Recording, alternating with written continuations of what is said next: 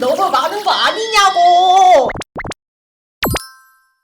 커플라인! 오늘은 제가 직접 결혼 준비를 하면서 들었던 총 비용에 대해서 풀어보려고 해요. 특히 저 같은 경우는 비용을 약 1000만 원대까지 낮춰서 결혼식을 진행했는데요. 제가 이렇게 비용을 낮출 수 있었던 꿀팁들도 영상에 다 풀어놨으니 영상을 꼭 끝까지 보고 챙겨가셔서 만족할 수 있는 예쁜 결혼식이 되셨으면 좋겠어요.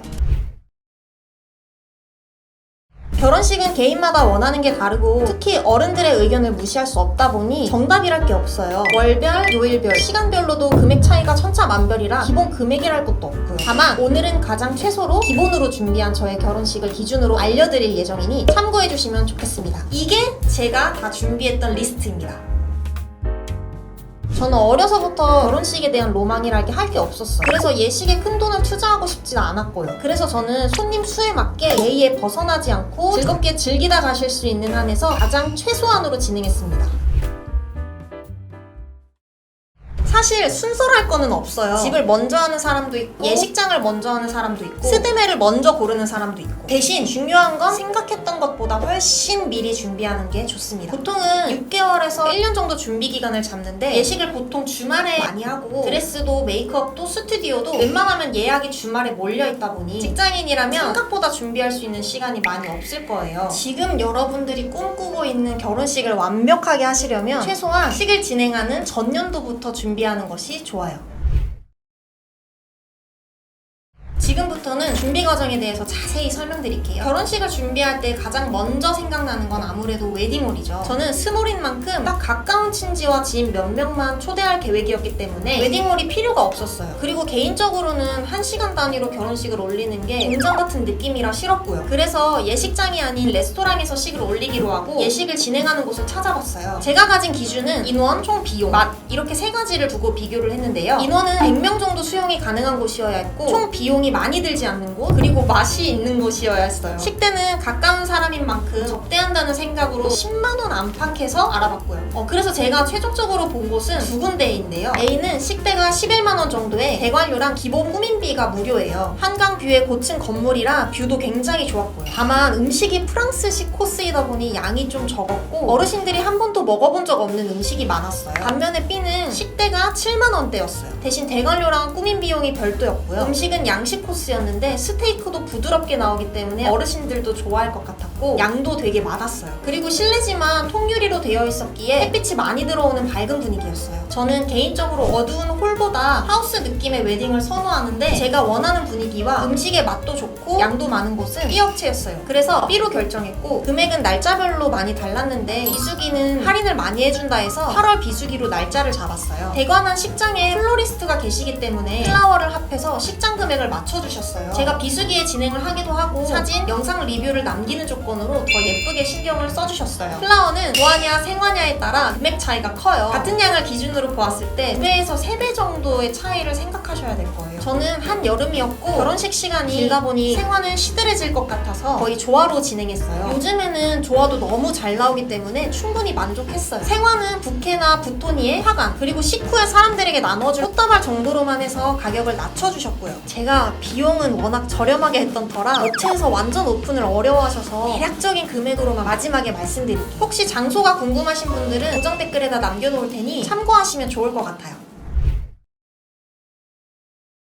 지금부터는 스드메예요. 먼저 스튜디오 사진인데 스튜디오 사진은 나중에는 잘 안 보게 된다고 해서 저는 안 찍었어요. 저희는 연애 때부터 분기별로 스냅이나 화보 사진을 찍어서 웨딩 사진이 필요가 없었거든요. 대신 시계 쓸 웨딩 사진만 스냅 사진으로 해서 굉장히 저렴하게 진행했습니다. 저는 드레스가 특별한 게 필요했어요. 왜냐면 이모님도 안 쓸 거고 신부 대기실 없이 신랑과 함께 인사할 거였기 때문에 움직이기가 편하고 혼자 입기 쉬운 거여야 했어요. 그리고 너무 비싸지 않으면서 또 너무 저렴해 보이지는 않아야 했어요. 근데 웨딩드레스는 저처럼 기준이 있는 경우가 진짜 더 찾기 어렵더라고요. 그래서 제가 진짜 발품을 열심히 팔아서 찾았습니다. 저는 2부 드레스 샵을 위주로 보았는데 4군데를 방문을 하고 인터넷으로도 주문을 해봤어요. 근데 대부분 포토용이거나 2부용이라서 고급스러움이 좀 부족하더라고요. 그래도 열심히 찾아본 결과 좋은 곳을 발견하게 됐습니다. 저렴해 보이지도 않았고 끌리지 않는 기장에 지퍼로 되어 있어서 혼자 입기도 편했어요. 대여비도 30% 할인해서 총 55만원. 이것도 고정 댓글에 남겨놓을 테니 필요하신 분들은 참고해주세요. 보통 드레스샵을 계약하고 피팅하는 거는 피팅비가 안 드는데 계약 없이 피팅하면 5만 원 정도의 피팅비가 있어요. 그리고 많은 드레스샵이 계약을 안 하면 사진을 못 찍게 합니다. 저는 이부 드레스샵이었기 때문에 사진을 마음껏 찍고 그래서 다양한 곳을 비교해 볼 수 있었어요. 대부분 웨딩샵들은 청담에 있는데 저희 식장은 종로거든요. 그래서 아침부터 청담을 왔다 갔다 할 자신이 너무 없는 거예요. 그래서 식장과 가까운 홍대로 메이크업 샵을 잡았어요. 메이크업은 신랑 신부 스냅 촬영, 혼주 6명의 헤매까지 모두 한 군데로 계약하고 신랑 신부만 아침에 샵을 방문, 혼주는 식장에서 받는 출장으로 예약했어요. 제가 이곳으로 결정하게 된 것은 회원권으로 결제하면 30% 할인이 있었기 때문에 총 10번의 헤매였지만 생각보다 저렴했어요. 가격은 이렇습니다.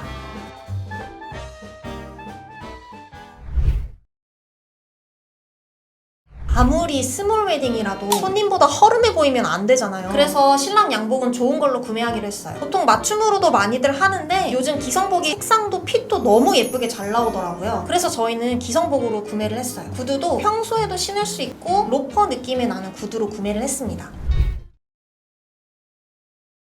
자, 이제 본식에 관한 건데요. 먼저 사진과 영상을 말씀드릴게요. 저는 식장 분위기에 맞게 스냅 사진 같은 느낌을 원했어요. 그래서 실제로 스냅을 찍으시는 분들께 원판을 부탁드리려고 했는데 어렵더라고요. 그러다가 퀄리티가 너무 떨어지지 않는 선에서 저렴하고 자연스러움을 추구하시는 분을 찾았어요. 저는 크몽에서 찾았고 피로연, 패백까지 원본과 수정본 50장 구성으로 진행했습니다. 영상은 제가 편집하면 된다는 생각에 원본만 잘 찍어주면 된다고 생각하고 가장 기본으로 진행했어요. 기본인데도 생각보다 작업해주시는 게 많더라고요. 영상 촬영의 구성은 이렇습니다.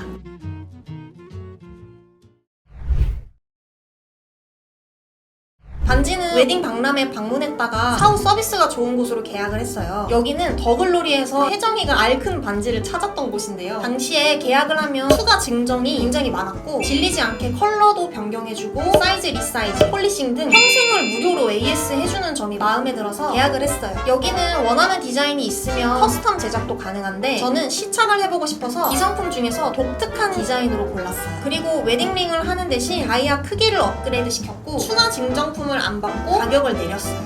그래서 더 저렴하게 구매할 수 있었죠. 청첩장 같은 경우는 스몰 웨딩이었기 때문에 초대할 수 있는 인원이 한계가 있어서 청첩장을 초대용, 비초대용 두 가지로 만들었어요. 기성 청첩장은 수량과 가격을 맞추기가 어려워서 미리 캔버스로 직접 제작을 했고요. 제가 생각했을 때 어차피 청첩장은 나중에 휴지통행이기 때문에 간단하게 만들었어요. 모청도 네이버에서 구매했고요. 참고로 초대를 하지 못하는 분들께는 미안하고 감사한 마음에 포도전과를 답례품으로 드렸어요. 총 비용은 이렇습니다.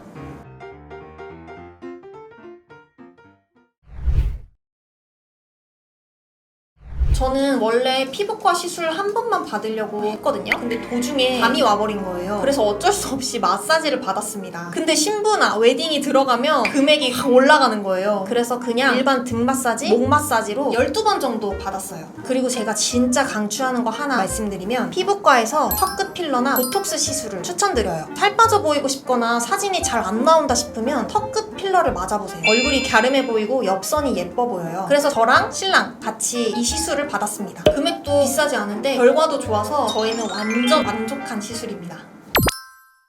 마지막으로 기타 사례금이나 장거리 하객 교통비, 식사, 상견례 추가 비용은 약 150만 원 정도 들었어요. 이렇게 해서 식대를 포함하여 결혼식을 위한 총 비용은 약 1,900만 원대로 들었는데요. 이 금액은 집이나 혼수는 제외한 금액입니다. 여기서 식비는 축의금으로 계산한다고 해서 식비를 제외하고 사용한 금액은 1,000만 원 조금 넘는 비용으로 준비를 했네요. 지금까지 들었던 총 비용을 한번 정리해 드릴게요.